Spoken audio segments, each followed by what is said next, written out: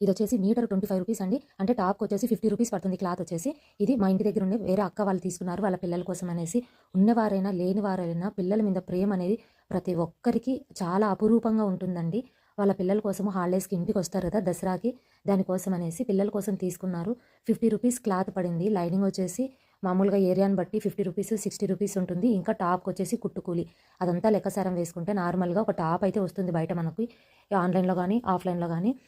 కానీ వాళ్ళకు అవన్నీ తెలియదు కదా, వాళ్ళకు తెలిసినటివి వాళ్ళ ఇంటి దగ్గరికి వచ్చినటివి మటుకే వాళ్ళు తీసుకొని పిల్లల కోసం అనేసి ఎంతో ప్రేమగా స్టిచ్చింగ్ అనేది చేస్తున్నారండి.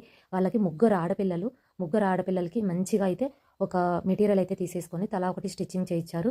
ఇంకా మిగిలిన టాప్స్ అన్నీ మామూలుగా 50 రూపీస్ క్లాత్ తీసుకొని ఇలా స్టిచ్చింగ్ అనేది చేయించారండి.